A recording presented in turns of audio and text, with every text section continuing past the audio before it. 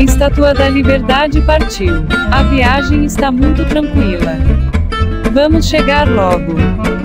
E não era essa a Estátua da Liberdade. É outra. Vamos tentar de novo. Estátua da Liberdade partiu. Parece que agora estamos indo na direção certa. Chegamos. Agora sim, vamos começar. This meeting is being recorded. Olha, foi aniversário da Luciana. Luciana, você nem falou pra gente aniversário. Parabéns, Luciana. Parabéns, Obrigada, Alberto. Obrigada, Eustáquio. Ricardo, Xoxa. Muitas felicidades, muitos anos de vida. Aê! A Luciana estava mostrando aqui livros que ela ganhou de aniversário, né, Luciana? Todos muito legais, não é isso? Isso. Ganhei, foi o que eu mais ganhei de presente, foi livros sobre afetividade, sobre amor, sobre várias coisas. Agora eu vi que você ganhou um dessa mulher feminista e identitarista que faleceu há pouco tempo, a Bell Hooks. Que, olha ali, ó, essa Bell Hooks, Eustáquio, ela só escrevia o nome dela em letra minúscula. Ela não usava, que era um protesto, que o nome não é para começar com letra maiúscula. Coisa mais ridícula da face da Terra. Ridícula essa mulher. Pós-moderna, um negócio horrível, Luciana. Você leia, claro, são presentes. Eu vou ler. Agora você está falando aqui, de fato, eu estou vendo aqui o título do livro é letra minúscula e todos os capítulos têm letra minúscula. Mostra o pessoal o nome dela aqui. Aí, ó. O nome dela, ela só escrevia o nome em letra minúscula, ó, Bell Hooks. Não é o B maiúsculo e nem o H maiúsculo. Ridículo. A militância patética. Eu estou aqui numa boa. Cada pessoa tem uma identidade lá, quer fazer uma coisa diferente para marcar a posição. Cada um tem a sua simbologia, né, Eustáquio? Isso. A sua é do pessimismo, né, Eustáquio? Nossa Senhora. Essa semana foi fogo, porque o Alberto, quando dá um ataque nele de otimismo, aí eu tenho que contra-atacar. Cara, eu e o Alberto. Parece aquele desenho animado que tinha quando eu era criança, tinha o leão e a hiena, né? E o leão otimista, o extremo, e a hiena pessimista, o extremo. Vocês formam aquela dupla ali. E a hiena fala: ó céu, ó vida. Ó céus, ó vida, é aquele. É mais ou menos isso. Eu estava, rapaz, olha, a melhor coisa que tem, meu filho me conta as coisas que ele lê, a gente vai aprendendo com os filhos, né? Que os seres humanos, até muito pouco tempo atrás, a gente só tinha uma refeição, né, Eustáquio? E aí você diz que o mundo piorou, só tinha uma refeição, a pessoa comia uma vez por dia. Eu tinha um cachorro, meu primeiro cachorro tinha uma refeição por dia. Uma refeição, assim, um almoço, né? Mas você tinha café da manhã, você tinha um lanche à noite, você tinha...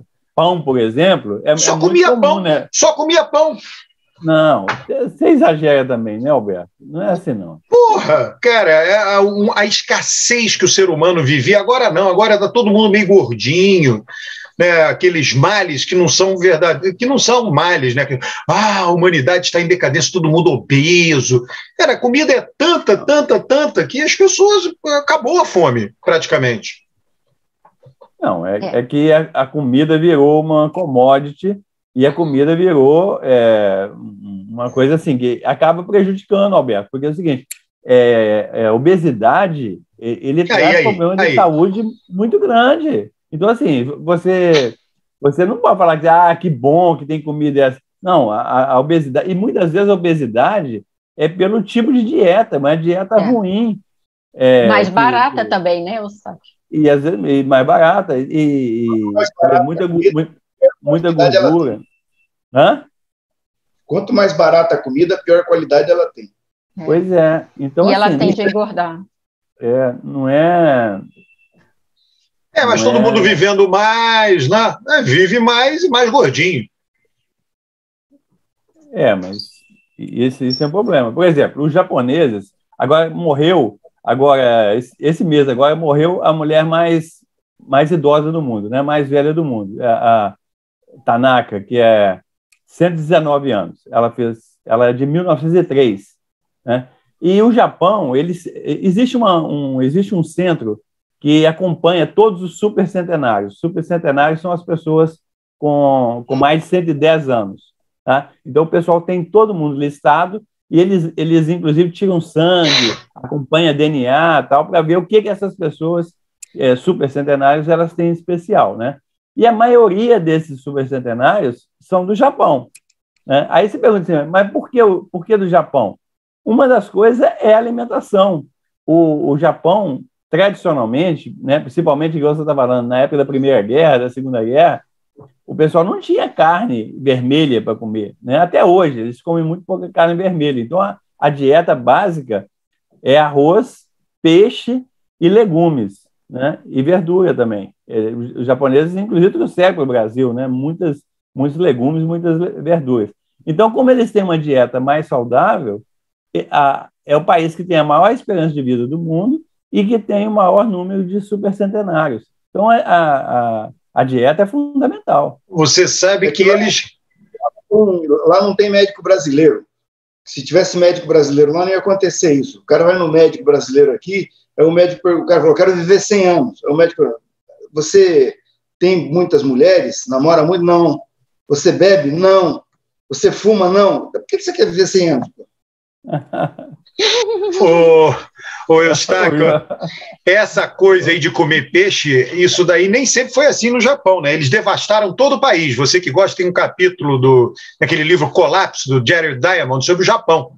Eles devastaram todo o país, e aí aquilo gerou uma escassez tremenda, e a partir dali eles fizeram um esforço de reflorestamento, sei lá, 1600, há muito tempo atrás. E uma das coisas que foi feita lá pela dinastia do momento, lá, enfim, era a dieta baseada em peixe. Aquilo ali foi estabelecido num determinado momento da história do Japão. Nem sempre foi assim. Porque o Japão teve um período dos shoguns lá, né? Que ele se fechou pelo mundo. É engraçado o seguinte, porque os portugueses quase que chegaram a dominar o Japão. Quase. Como eles dominaram, por exemplo, Macau, Timor-Leste, etc., eles chegaram a quase ter o domínio sobre o Japão. E aí foram expulsos. Né? Isso em 1500 e pouco, logo depois do descobrimento do Brasil. E aí o Japão se fechou e ficou 250 anos fechado. Então, nesse momento que o Japão ficou 250 anos fechado, ele teve todos esses problemas que você está falando. E aí ele teve que se arranjar assim, autonomamente. E quem obrigou o Japão a se abrir foi os Estados Unidos. Né? E o Japão hoje é um dos países mais florestados do mundo. 75% do território japonês é com vegetação florestal. Agora, tem de tirar a questão é que tem muita montanha lá, tem muita montanha. Então, eles reflorestaram todas as montanhas. Então, eles cultivam nas partes baixas, né, planas, etc. O resto é tudo florestado. Os japoneses olharam os portugueses e disseram, isso não vai dar certo. Mandaram embora e fecharam. Eles previram o que ia acontecer no Brasil, né? Não vai funcionar. Agora, essa coisa da expectativa de vida, seja fruto da alimentação, seja de outra também, é incrível, né? Você tem em 1950, eu estou aqui, peguei os livros para coisa, peguei vários aqui. Em 1950, você tinha uma expectativa de vida no mundo de 70 anos. Não. 50 não. 50 era de 50 anos. 1950? A expectativa de vida estava em torno de 50 anos. No Brasil e 45 no mundo. No Brasil, final da década de 60, 70, é que chegou a expectativa de vida para 60 anos, né?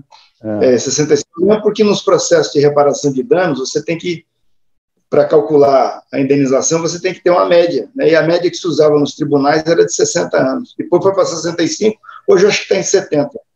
Em 1950?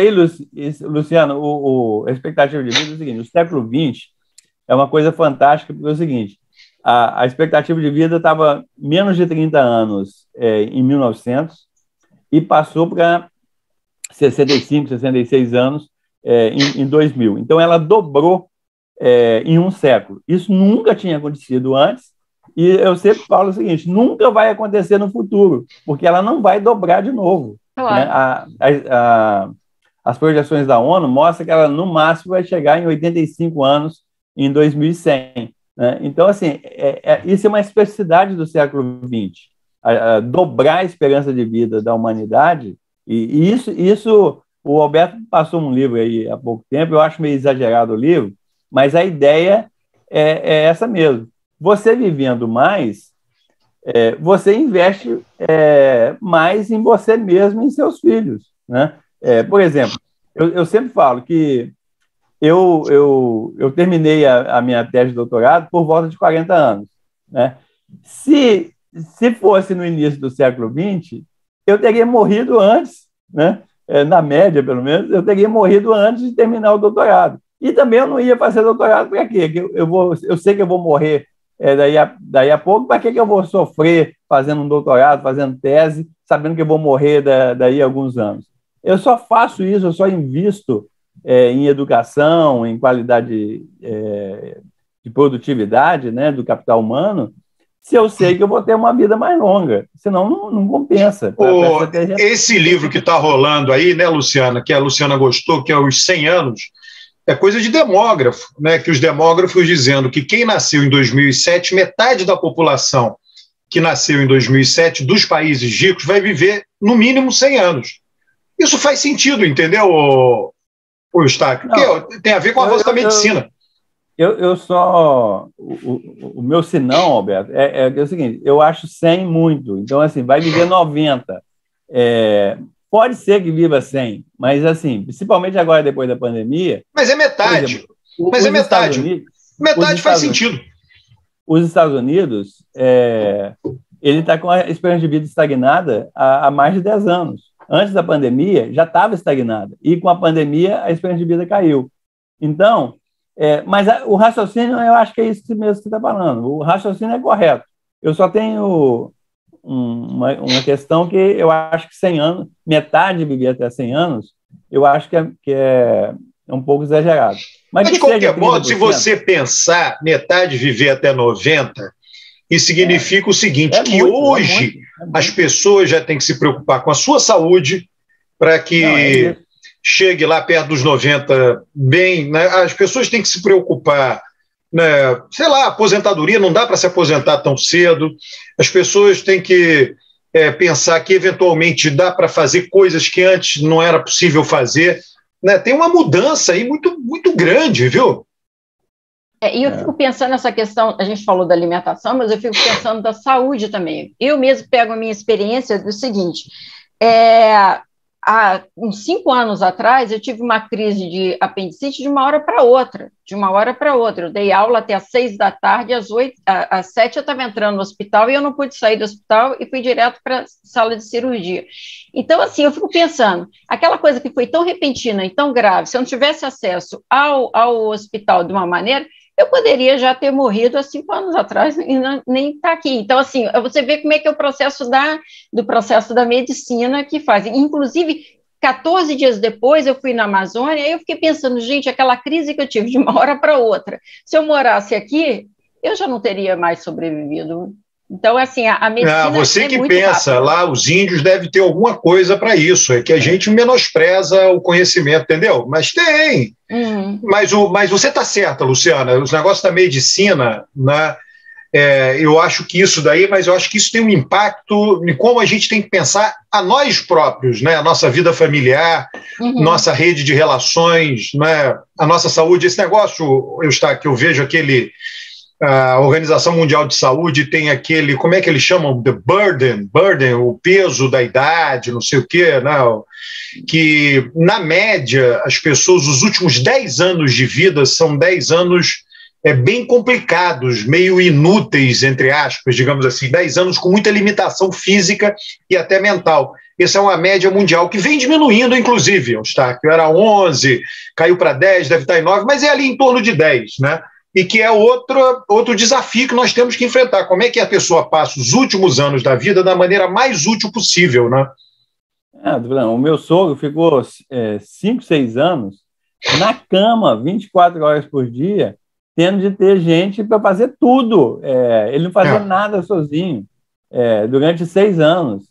Foi um sacrifício para fazer. A média mundial é 10 anos, né? Isso daí tem naquelas estatísticas do Our World in Data, tá lá os burden disease, né? O peso das doenças. A esperança de vida tem jeito de você calcular duas formas, que é esperança de vida saudável, né? E esperança de vida que é isso, que com alguma incapacidade. Então, é mais difícil ter esses dados todos, mas é possível, talvez não seja possível para todos os anos, mas anos de censo, por exemplo, é possível calcular a esperança de vida saudável. Então, vamos provocar aí um pouco aí o Rocha. O Rocha está muito quieto. Vamos provocar o Rocha. Falar da Rússia, pô. Da Rússia que está apanhando na guerra. Eu ia falar sobre isso aí, que a Luciana falou. Ela falou do apendicite, né? E o Friedrich, o líder da social-democracia alemã, morreu em 1925 de uma crise de apendicite. Certo? E aqui, todo mundo que você conversa na Alemanha, por exemplo, o Helmut Schultz, o Martin Schulz, com quem eu conversei, muito curioso, porque o nome da fundação do Partido Social Democrata Alemão é Helmut Friedrich, uma coisa assim, Friedrich. Esse cara, ele era o líder do partido e ele que bloqueava a ascensão dos nazistas, porque ele tinha uma capacidade de articulação imensa, ele atraía o centro, e dizem que foi a morte dele que possibilitou que a República de Weimar desandasse, né? Portanto, você veja, ela teve uma crise às 6 horas da tarde, às 7 ela já estava no hospital fazendo cirurgia e tudo tranquilo, né? E o cara lá em 2020 morreu, então o mundo melhorou. E o Eustáquio dizendo que E o Tancredo, em 85, a mesma coisa, né? Ele teve a crise de apendicite, não foi isso? Foi diverticulite, não foi diverticulite? Tudo parecido. Ele morreu de infecção hospitalar. Eu sei, mas assim, ele teve uma crise também de apendicite, de verticulite, não sei o quê. E aí nós herdamos o líder do partido da ditadura. Baixo clero total. Fazer a redemocratização do Brasil. Aliás, eu estava lembrando desse episódio e veio na minha cabeça o seguinte: quando o Jânio Quadros se elegeu presidente da República, tá, o governo não tinha um candidato para a sucessão, né? E aí todo mundo era oposição. Tá? Em 1989... o governo tinha o lote. Tinha o lote. O governo Juscelino apoiou o general Lott. O Lott, durante a campanha, perguntaram para ele o que ele ia fazer na vida pública. Ele disse: o mesmo que eu faço na privada. Porra, cara, isso ficou famoso, porra. Isso ficou famoso. Era um candidato que o Juscelino apoiava por uma questão, porque ele achava que ele ia voltar depois. Então, na verdade, não era uma coisa orgânica do governo dele, né? E em 89 aconteceu a mesma coisa. O Sarney era presidente da República e não tinha candidato que defendesse o governo. Um candidato do governo. E aí se elegeu o Collor. E agora também, em 2018, também não tinha quem defendesse foi o Meirelles, né? Mas o Temer. Defendesse o Temer. Então, toda vez que acontece isso, dá uma tragédia no Brasil. Uma coisa. Mas eu ia falar para vocês desse livro aqui, ó. O Lula, quando estava aqui em Curitiba, leu esse livro.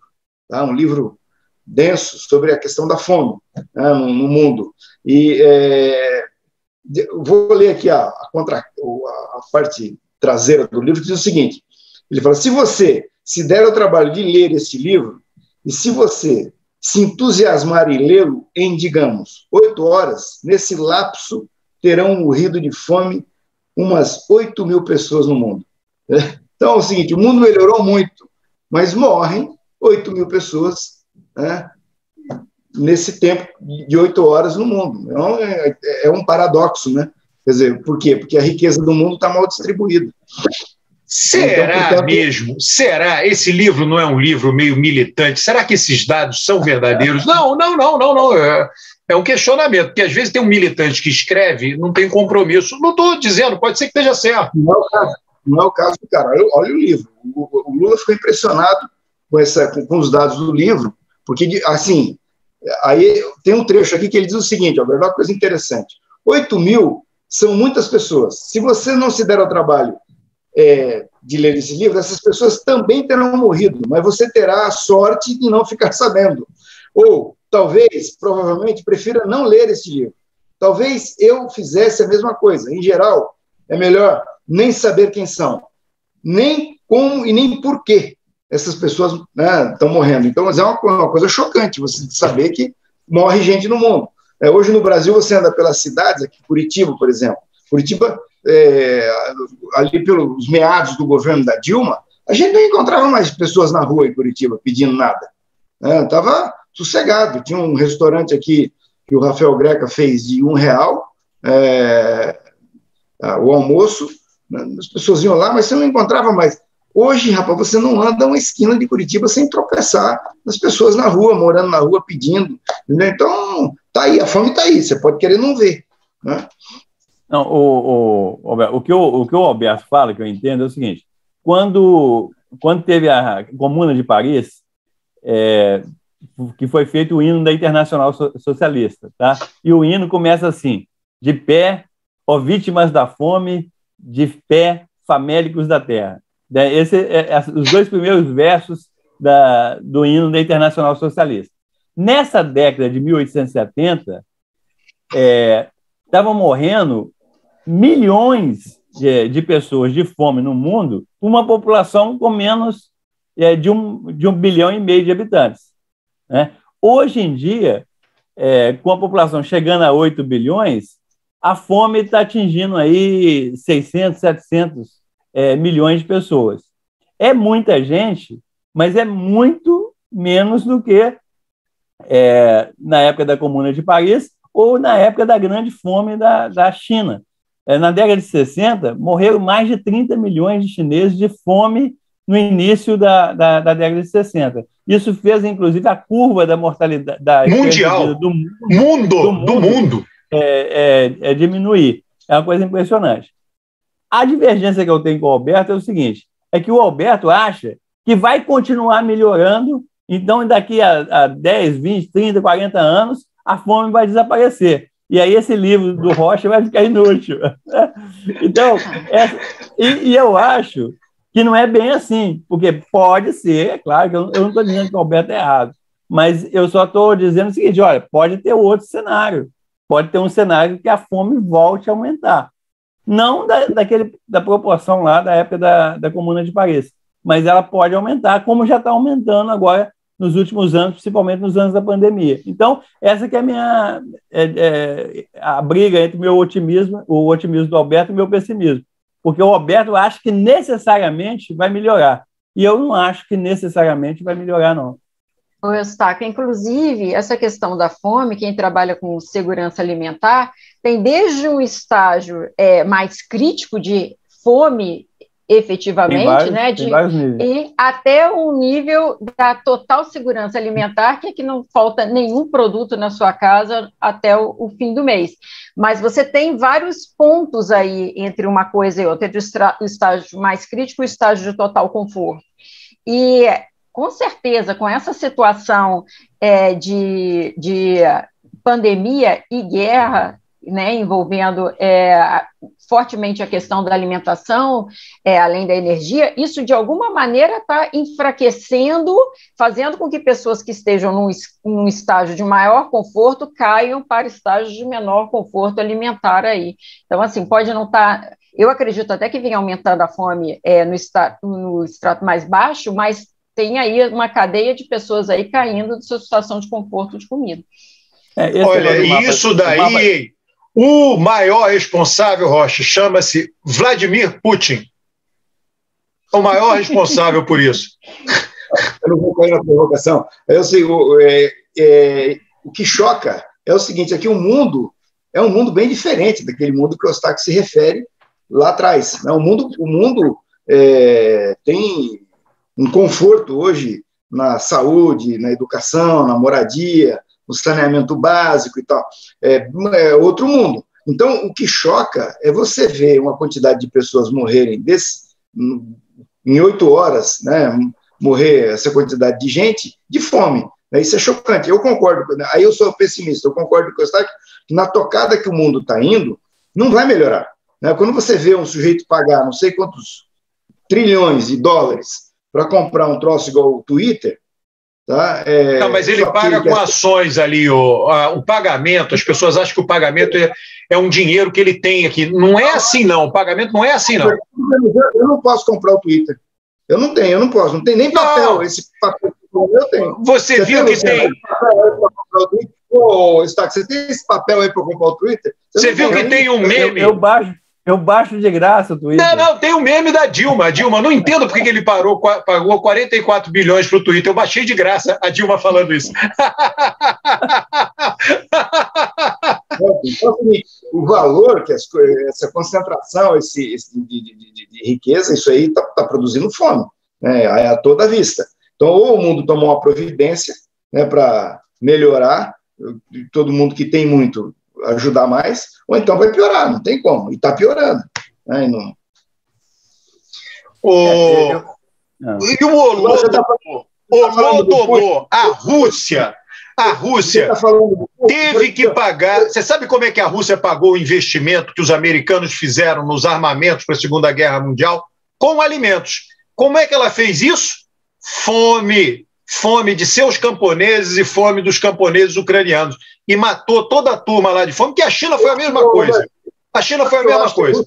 Mao Tse-tung. Eu acho que a Rússia deveria ter deixado o Hitler ganhar a guerra para as pessoas não morrerem de fome. Seria muito melhor se tivesse acontecido isso, né? Se eles não tivessem feito eu isso. Só estou mostrando o seguinte, que tudo tem dois lados. Agora, o cara não consegue, aquele exército russo, aqueles equipamentos porcarias que a Rússia tem, os caras não conseguem mais fazer nada com a Ucrânia, cara. Agora estão ameaçando jogar uma bomba nuclear. Ô, Roger, o que eu acho engraçado, a Luciana sabe disso. No começo da guerra, o Alberto queria pegar aqueles tanques russos e invadir o Uruguai, você lembra? Ele fez mas eu queria lá. Aí depois ele descobriu... Mudei. Depois ele descobriu que os tanques não servem nem para invadir o Uruguai. Não serve para nada, aqueles tanques russos. Agora ela está querendo usar o Brasil para mandar tanque para a Ucrânia. Se mandar esses tanques que fizeram o desfile de 7 de setembro aqui, aí a Rússia ganha a guerra a cavalo. Agora, falando negócio de português, é o seguinte, o Guterres, o secretário-geral da ONU, foi na Rússia, encontrou com com né? E depois ele foi lá em Kiev e encontrou com o Zelensky. E enquanto ele estava lá, o Putin bombardeou Kiev. Eu falei, putz, só falta o cara errar um míssil daquele ali, matar o Guterres, aí o negócio complicou. É que é o seguinte, os caras aproveitaram a presença do Guterres lá em Kiev para fazer logística de armamento, né? Para deslocar armamento. Os russos viram isso e meteram bomba, inclusive perto de Kiev. Né? É guerra. Tá? É guerra. Agora, eu acho o seguinte, para mim está cada vez mais claro o objetivo do Putin. Né? Ele quer criar 2 repúblicas ali. Né? Inclusive essa cidade de Mariupol, pode esquecer, não vai voltar para a Ucrânia nunca mais. Vai virar a capital de uma república daquelas que ele vai criar ali. E vai preservar uma faixa larga de acesso da Rússia por aquele mar ali embaixo, onde está a Crimeia, e é isso que ele vai fazer. Entendeu? Na mão grande, ninguém vai poder fazer nada. Eu acho que no curto prazo, eu acho que é isso mesmo que você está falando, mas no longo prazo, é muito difícil você tomar o território de outro país e ficar numa boa. Você veja o seguinte, a União Soviética, quando era muito forte, invadiu a Tchecoslováquia. Isso foi em poucas horas, não foi em dias, não. Em poucas horas foi lá e invadiu a Tchecoslováquia inteira, né? E acabou com a Primavera de Praga. 20 anos depois, a União Soviética acabou e Praga floresceu. E a Tchecoslováquia também acabou. Não, ela dividiu. Dividiu, sim. Acabou tudo. Ficou a Tcheca para um lado, a República Tcheca para um lado e a Eslováquia para o outro. são países que mas é o seguinte, então, assim, no longo prazo, Rocha, eu também acho. Eu vou apostar com você. No longo prazo, o Putin vai perder essa guerra. No curto prazo, não. Eu entendo isso que você está falando, mas eu pondero o seguinte: você está falando você ocupar um território, certo, onde a população não nacional, não te apoia. Não é o caso. Eles vão ocupar uma faixa de território, vão botar para fora os ucranianos, e lá só vai ficar aquele povo de origem russa. Então, portanto, você não... Isso pode ser, viu, Eustáquio? Isso aí pode ser, sim. Mas tem os acordos territoriais de 91, etc. A Ucrânia sempre vai reivindicar. Tipo, por exemplo, Taiwan. Vamos supor o seguinte: o que aconteceu com Taiwan? Os chineses nacionalistas foram para Taiwan, mas a China continental sempre falou: não, é um território chinês. Então, os caras progrediram. Taiwan tem uma das maiores rendas per capita do mundo, é a grande produtora de chips do mundo, mas a China fala: não, o território de Taiwan é chinês. Então, assim, é claro que a China tem poder para reivindicar o território de volta. A diferença é essa. A China vai botar só um porta-aviões. Daqui uns 10 anos ela vai botar um porta-aviões lá numa Baía, lá qualquer, e pronto, pega de volta. Não vai soltar uma bomba. Os caras de Taiwan tem 20 milhões de pessoas e tem um exército e uma força aérea muito poderosa. Não é assim? Você está falando você está trabalhando com a hipótese de uma população hostil à China. Você não terá, naquelas repúblicas que a Rússia vai criar ali, uma população hostil à Rússia, ao contrário. Entendeu? Então, quem vai ter dificuldade vai ser a Ucrânia, se quiser retomar. Entendeu? Esse é o problema. Então, eu acho que essa guerra está encaminhada, vai ficar depois essa questão das sanções, mas as sanções, lá na frente, vai acontecer alguma outra coisa, os americanos vão fazer igual fizeram com a Venezuela agora: levanta as sanções e toca a vida para frente, esquece isso. Mas você acha que está encaminhada como, Rocha? Assim, na verdade, que eu vejo, assim, é a questão da energia. A sensação que eu tenho é que há um enfraquecimento das relações da Rússia com a Europa, né? A Europa vem demonstrando preocupações, maneiras de substituir a sua energia, e agora de maneira mais acentuada, né? Eles estão com um pepino grande em relação a como é que eles vão pagar esse gás, se vão acatar a demanda, né, de ser o pagamento em rublos, ou não, a resolver isso aí, mas existe um plano de substituição. Em compensação, a gente vê um fortalecimento dessa troca de energia com a Índia, com a China, com os países mais orientais. Então, assim, você vê encaminhada como, assim, essa eu acho que tem algumas mudanças que eu acho que vão ficar aí para frente, porque energia é uma coisa de infraestrutura que, quando você muda, você não reverte de maneira tão rápida, assim.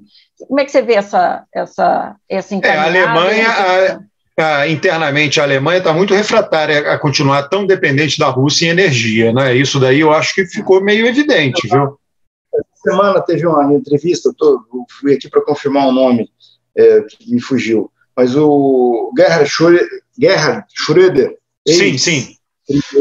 Primeiro, deu uma entrevista longa nos jornais europeus, saiu naquele Público de Portugal, ele dizendo o seguinte, que é absolutamente inviável você pensar em substituir a matriz energética da Alemanha antes de 20 anos. É inviável, esqueça.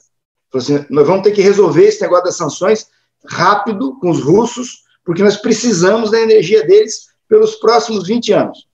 Certo? Então, vamos. Aí depois teve uma entrevista com outro empresário, um grande empresário alemão, repetindo a mesma coisa: vamos parar com esse negócio, porque a indústria não vai funcionar se não tiver a energia russa.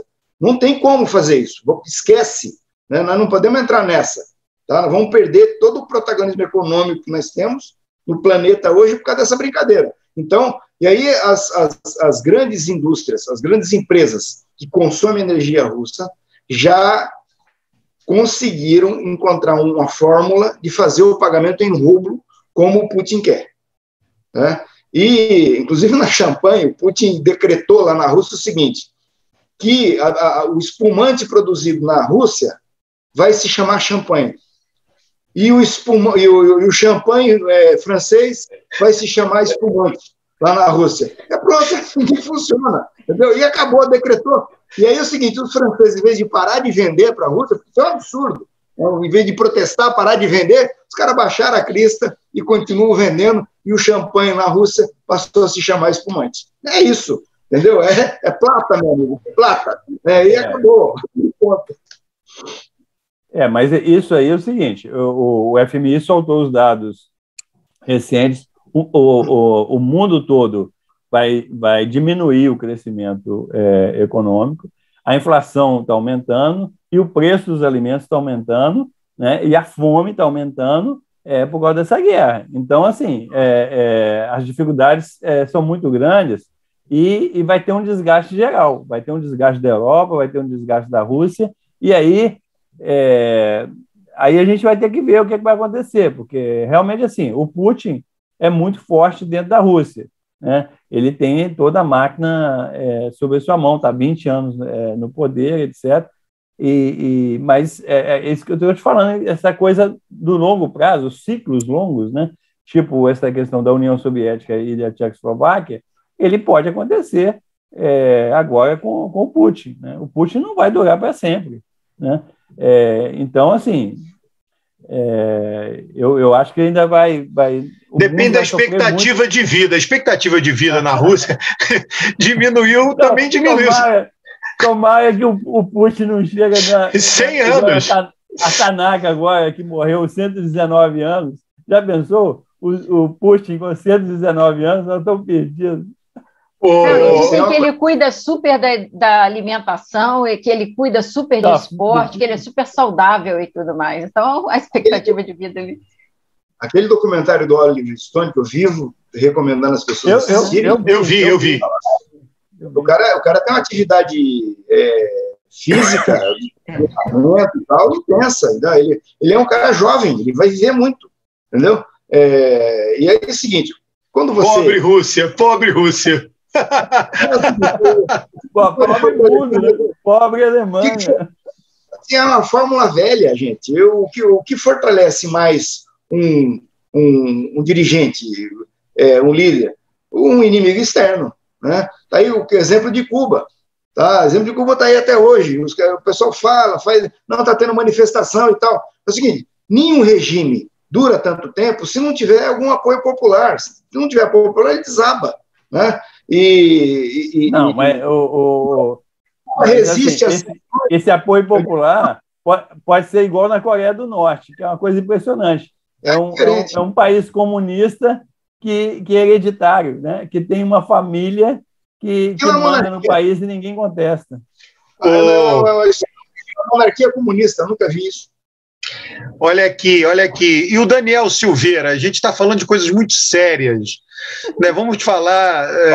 Mas também não esculhamba, né? Quem que é Daniel Silveira? É aquele cara que está na CCJ? Não, os deputados disseram que ele não vai ficar. Rapaz, é o seguinte, isso aí, a leitura bem rápida, certo? O que explica o presidente da República preocupar uma figura como esse deputado aí, que nós já falamos aqui na sexta-feira passada, no domingo passado, é um deputado de 5ª categoria, né, de escalão. Tá?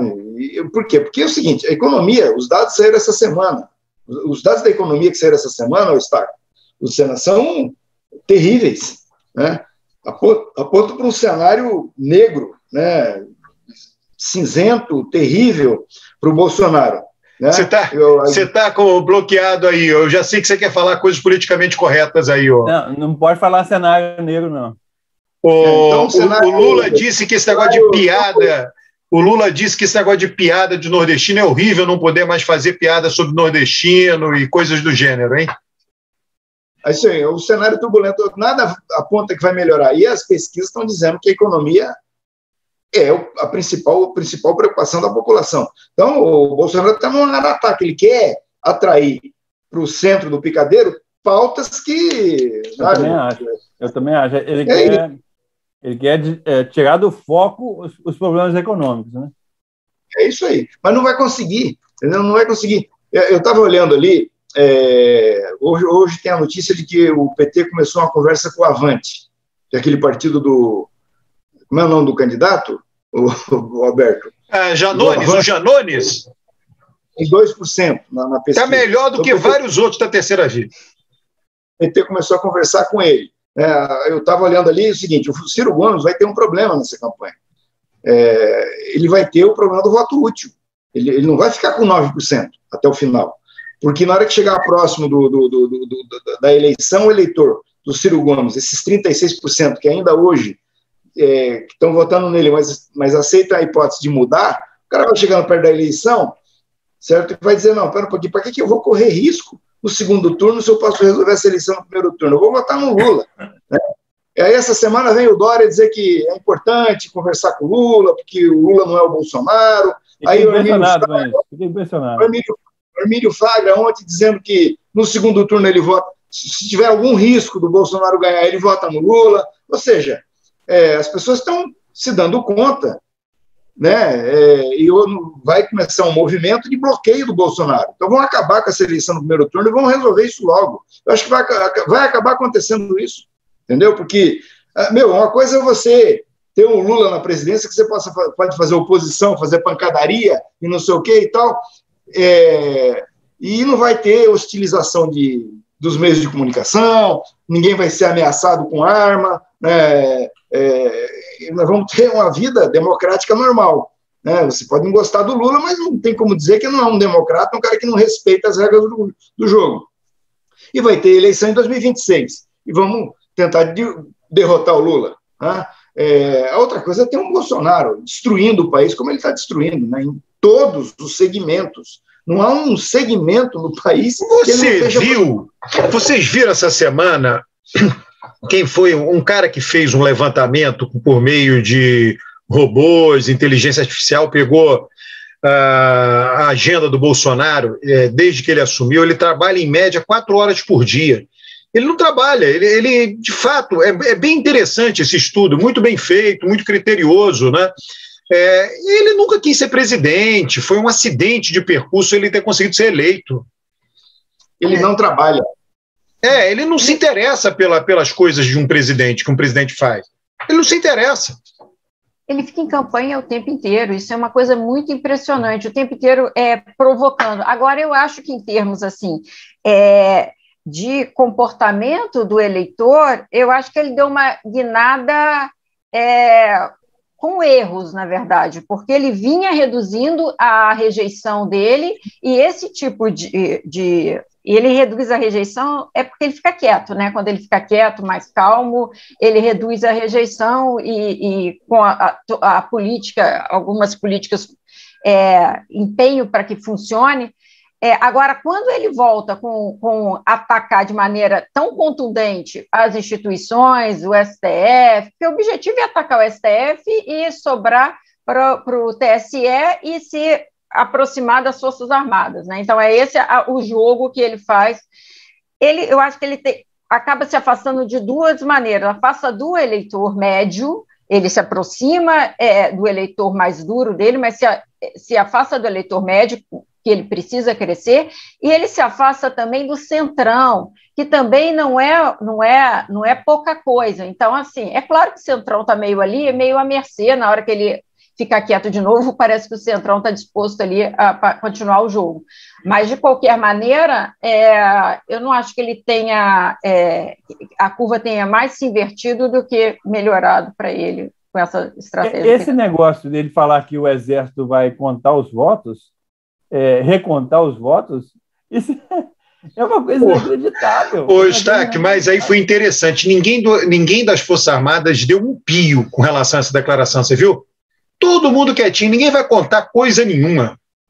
Assim, aí, quando você vê ele dar essa declaração, você vê que o que ele está falando não é sério.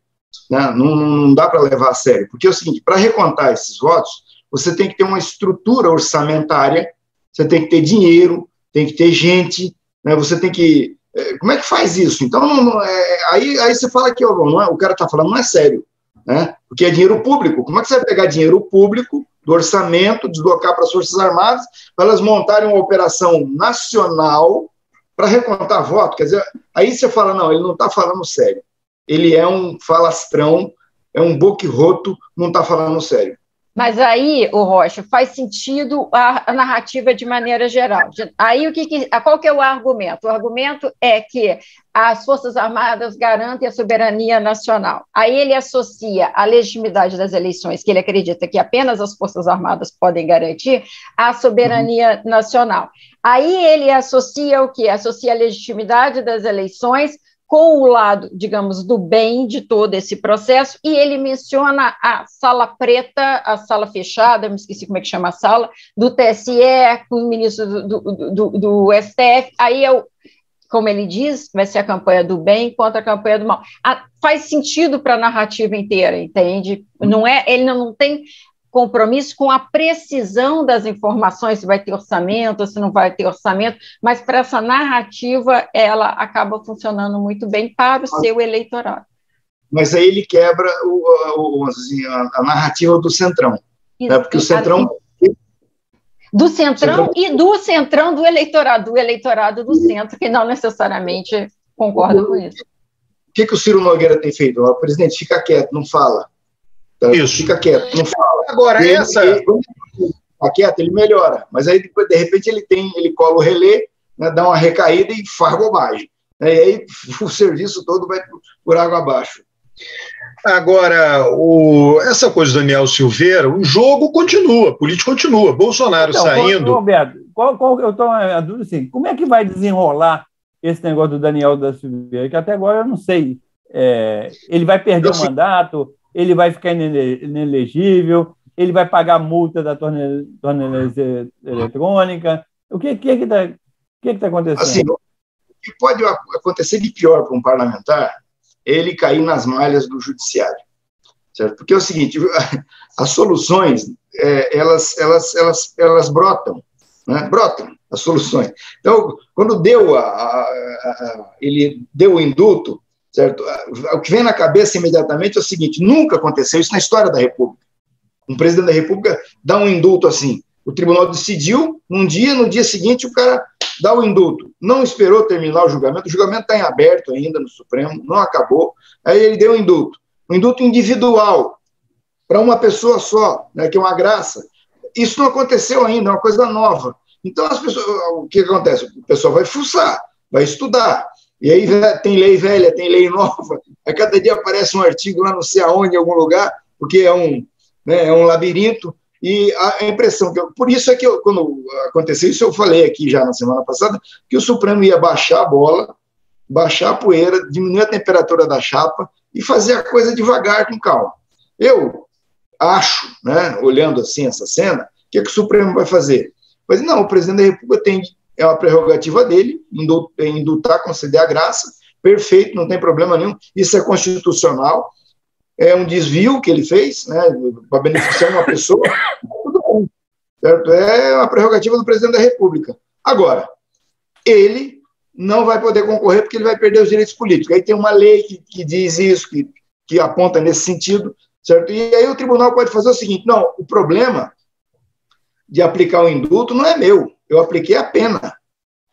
Quem vai ter que ver se o indulto cabe ou não cabe, como é que vai ser, é o juiz da vara de execução. Aí vai mandar esse troço para o primeiro grau, para o juiz de primeiro grau, para o juiz examinar, verificar se aplica o indulto, se é constitucional, se não é constitucional, como é que aplica, se ele perde ou não perde o direito político, ou seja, é um negócio que está começando que ninguém sabe onde vai terminar, mas a impressão que eu tenho é que vai ser uma desmoralização para o judiciário se ele concorrer na eleição.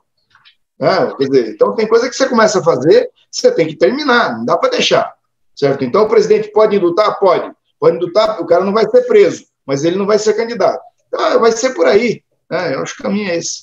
Ele andou falando que a esposa vai ser candidata no lugar dele, você viu isso? Não vi não. Ia botar uma parente lá, sei lá, a esposa, botar uma parente lá e fazer campanha. Assim, mas de qualquer maneira, eu já não era nada, né? E passou a ser coisa nenhuma. Mas aí, Rocha, essa coisa que o Eustáquio começou brincando, é verdade, né? Ele não tinha referência nenhuma, não tinha muito lastro no Congresso, daqui a pouco ele vira membro da da Comissão de Constituição e Justiça, principal comissão do coisa... Não, mas não vai ficar, Luciana. Disseram ontem que não ia ficar. Mas acontece, o PTB disse que não vai bancar. Vai manter. Tem uma novelinha aí pela frente, né? Agora, por que isso? Assim, o PTB virou um arremedo de partido político. Eu me lembro quando... Isso que eu fico impressionado, Rocha, no Brasil. O PTB é o Partido dos Trabalhadores, que foi criado lá por Getúlio Vargas, tem um lastro, etc. Aí ele vira essa coisa que... Mas aí foi quando o Goberi... Brizola. Entregou para Ivete Vargas, em vez de entregar para o Brizola. Né? E aí virou fisiologia. Quando o Zé Martinez morreu, naquele acidente de avião, se a memória não me falha, certo? O partido tinha cerca de mais de 40 deputados. Tá? Porque o Zé era um cara que somava, trazia gente, fez o partido crescer, pegou o partido da Ivete Vargas e fez o partido crescer. De lá para cá, você só tem, quando assume o Roberto Jefferson, você tem encrenca, confusão, e o partido virou isso aí, um partido de 2 deputados, né? E agora envolvido nesse negócio. Então, eu acho que o PTB vai ser extinto nessa eleição, eu não vejo como continuar, e eu acho que mais 10 dias acaba essa folia desse deputado aí, ninguém mais fala nele. É porque tem outros assuntos mais importantes. Agora, essa semana veio aí a decisão da ONU, né, no caso do Lula, que era uma coisa esperada, porque eu me lembro quando o Martin Schulz veio visitar o Lula em Curitiba, eu acompanhei a visita dele, recebi ele aqui e conversei muito com ele. Ele entende, quando você fala em português, ele consegue entender um pouco. Ele não fala português, mas ele consegue abstrair um pouco do que você está falando. Aí tinha tradutores, conversando, ele fez muitas perguntas e tal. Aí quando nós fomos lá para a Polícia Federal, que ele se encontrou com o Lula, ele sentou e aí se cumprimentaram e tal, fizeram aquela conversa preliminar. Aí na sequência ele falou: presidente, se o senhor me permite, eu queria dizer para o senhor o seguinte: eu quero justificar para o senhor a razão pela qual nós demoramos tanto tempo para vir até o senhor. E, de fato, acho que quando ele veio aqui, o Lula já estava há 7, 8 meses preso. Né? E o Lula, para eles, é uma liderança importantíssima. Eles têm um carinho, um apreço, uma consideração, certo? Um cuidado com o Lula imenso, esse pessoal do Partido Socialista Alemão, porque o Lula é um social-democrata como eles, né? Filiado à Internacional Socialista e tal. Aí ele quis justificar por que demoraram tanto. Ele disse o seguinte: olha, nós demoramos tanto porque nós tivemos que pegar os seus processos, traduzir e colocar para os nossos advogados lerem o processo, analisarem o processo e tirar uma posição que autorizasse a gente vir até aqui. Né? E aí eu quero dizer, é por isso que nós demoramos. E eu quero dizer para o senhor o seguinte: ele falou para o Lula assim, com essas palavras: eu quero dizer para o senhor o seguinte, que se fosse na Alemanha, o senhor estaria solto e esse juiz estaria preso. Né? Porque na Alemanha, um juiz que faz o que ele faz, vai preso. Não tem conversa. Então, quando teve essa reclamação, a defesa do Lula, de maneira brilhante, escolheu esse caminho de ir reclamar na ONU, e não aqui na OEA, né, que tem uma diferença, ela abriu um flanco, que o resultado está aí agora, né, que a ONU, através de 18 peritos, examinaram todo o processo do Lula e chegaram à conclusão de que o Moro era um juiz parcial, violentou o devido processo legal, violentou as garantias individuais do Lula, e está aí, quer dizer, não tem muita eficácia, assim, mas simbolicamente... Sim, é muito importante. É espetacular, entendeu? Aí o Moro, na mesma semana, ele foi condenado no processo do Roberto Teixeira. Roberto Teixeira entrou com ação contra o Moro, por quê? Porque o Moro quebrou o sigilo do escritório da advocacia, ele escutou o advogado. E, aliás, é uma covardia tão grande, porque eles escutavam a estratégia do advogado. O advogado culminando a estratégia que ele ia usar no processo, e o pessoal da acusação com o Moro ouvindo. Entendeu? Quer dizer, a paridade de armas foi para o saco. Sabe? Aí depois ele ainda quebra o sigilo, divulga, né? E aí eles entraram com ação e agora ele foi condenado a pagar 50 mil reais para o Roberto Teixeira porque ele abusou, agiu de maneira ilegal no processo do Roberto Teixeira também. Então, se você vai ter... E o negócio do Delcídio? E o Delcídio? O negócio do Delcídio? O Delcídio foi porque ele falou bobagem do Lula, e foi condenado, né? Mas o importante dessa do Roberto Teixeira é que é contra o Moro. O Moro foi condenado a indenizar o Roberto Teixeira, o advogado do Lula, porque ele fez maracutaia no processo, né? Então, simbolicamente, isso aí é uma coisa terrível, né? Para o Moro e para o Lula, um espetáculo, né? Então é o seguinte, ele vai criando uma narrativa, vai consolidando uma imagem, né, de que, de fato, ele foi perseguido, certo? E o pobre sabe o que é a abordagem da justiça quando a justiça vai para cima dele. Então, o Lula está muito bem, ele, se não fizer não der nem um escorregão, pisar em uma casca de banana, o Bolsonaro vai embora, não tem como, é quase que uma situação irreversível, né? Ô Rocha, você e o Alberto perguntaram um negócio, e essa crise na comunicação da campanha de Lula? Pô, eu escrevi um artigo sobre isso ontem. Então, explica aí para o público. Pô, não tem crise nenhuma. Isso é conversa fiada. Olha, isso aí é resultado de briga por espaço. Toda campanha eleitoral é normal, é política, né? Toda campanha eleitoral você tem briga por espaço, alguém conquista o espaço, outro que ficou de fora, aí conversa com jornalista e vaza isso, aí você tem, né, isso internamente, conflitos internos, né, que isso é público, né, Gilmar Tato querendo mais espaço, você está nos jornais isso. Aí tem esse pessoal que é contra Lula, pega esse conflito e diz, está tendo uma crise, não tem crise nenhuma, né, toda campanha tem conflito. Que crise? Como é que você pode ter crise de comunicação se você está em primeiro, entendeu?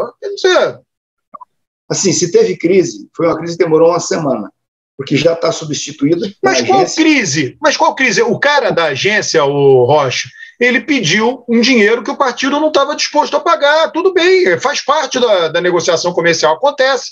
Pediu caro, o partido disse, não queremos pagar isso, o cara não reduziu, pronto, aí foi atrás de outro, pô. Que isso é crise?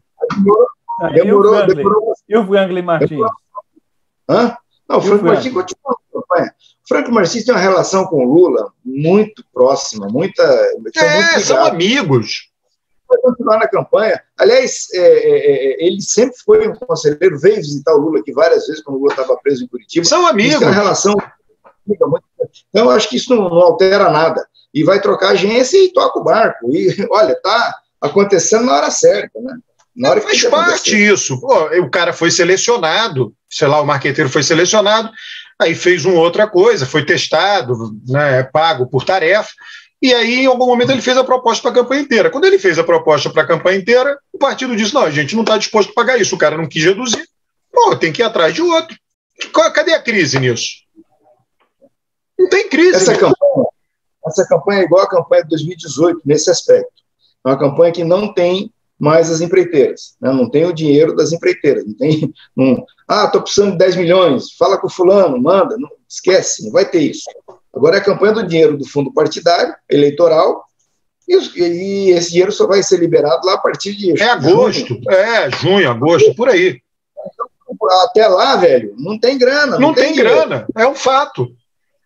Sabe? Então, até lá o candidato, no caso o Lula, no caso o Bolsonaro, no PL, o Ciro Gomes no PDT, eles têm que sobreviver do fundo partidário.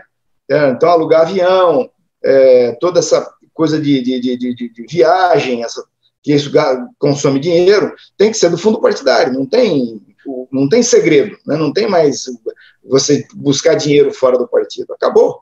Então, o cara faz uma proposta.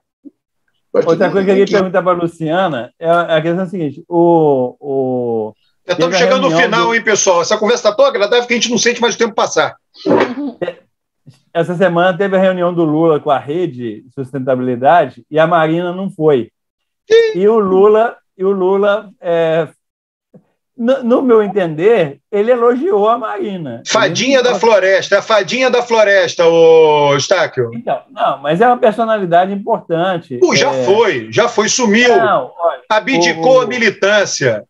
Ainda mais hoje em dia. Ela se acha a rainha da cocada preta, ela se acha o último biscoito do pacote. Nesse momento que o Brasil está batendo recorde de desmatamento... Ela não fez um ato, Eustáquio, não fez um ato. Ela tinha que ter ido à Amazônia, ela tinha que ter feito lá um empate, lá, defender os índios. Eu estou perguntando para a Luciana, não é para você, não. Estou perguntando para a Luciana. Não, a Marina é irritante.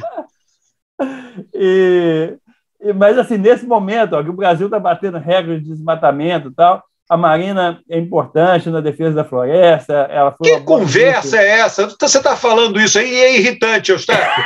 Eu não consigo deixar de me manifestar. Como é que a Marina é importante? Ela não faz nada, não viaja, não desembarca na Amazônia, não nada no Rio Negro, não faz nada. Não, ela... Então, deixa eu só responder aqui, o Eustáquio. Eu vou no sentido da pergunta do Eustáquio, Alberto. Ele está até engasgando aí, tossindo, ele sabe que falou um absurdo.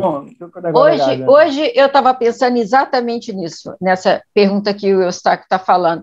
No papel, na importância da Rede Sustentabilidade, que é um partido que, na verdade, tem muito pouco voto, né? Mas a importância que a rede tem na oposição ao governo Bolsonaro, na agenda do meio ambiente, é extremamente importante. Então, só para dar um exemplo, que estava na imprensa de hoje, que me fez pensar a respeito disso. Importância nenhuma, Luciana. Como é que você fala isso, Luciana? Não, deixa eu te falar, olha só o que aconteceu hoje, hoje no noticiário.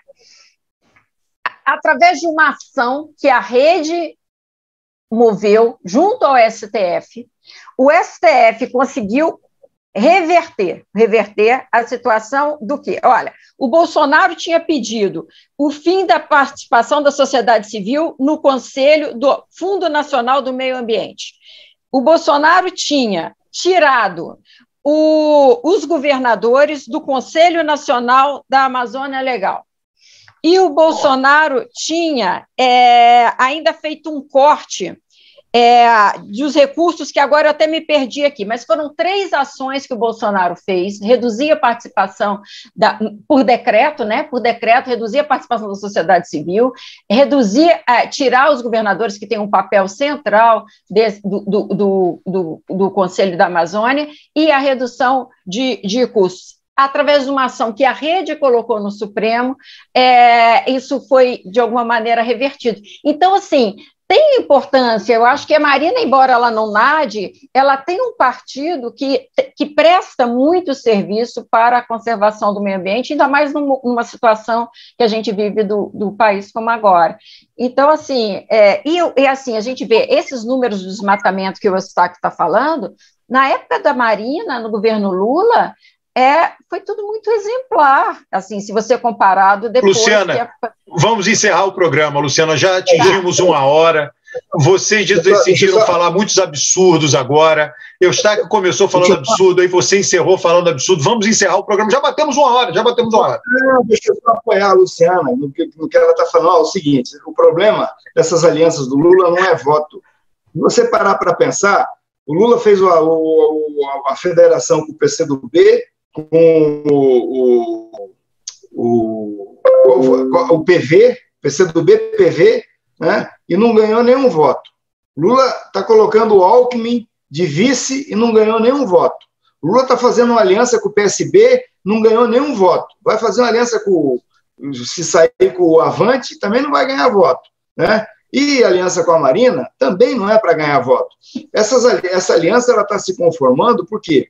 Porque, na verdade, é uma aliança de restauração nacional, né? Que vai montar um governo de restauração nacional. Então, tudo isso tem uma simbologia, não é voto, né? O Lula, a rigor, ele hoje precisa de 2%, 3% a mais para matar a eleição no primeiro turno. Então, ele está fazendo o quê? Ele está...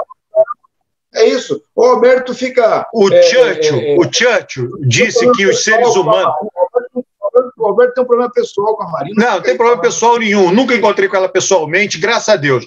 O que acontece é o seguinte: o Churchill dizia que os seres humanos são insetos e que ele, Churchill, era um vagalume. a Marina é um gafanhoto. Manda a Marina de volta para a floresta lá, o gafanhoto lá. Aliás, ela vai comer as plantações, destruir, fazer um enxame de gafanhotos para destruir as plantações. Cara, essa mulher sumiu do mapa, teve 1% de votos, não faz nada, é uma evangélica messiânica que não faz um protesto, não foi a Amazônia sendo devastada, não botou os pés lá, é uma vergonha. Não, senhor, o partido dela entrou com as ações que a Luciana falou aí, e o resultado concreto está aí essa semana. Ela não está, mas o Randolph está. Então, outro, Harry Potter, Randolph é Harry Potter lá, javatista, lá, aquele óculos dele lá, ridículo. Não, então, me fale de uma coisa importante. A única deputada indígena no Brasil é da Rede Sustentabilidade e estava aí. Não, bateu uma hora. Tchau.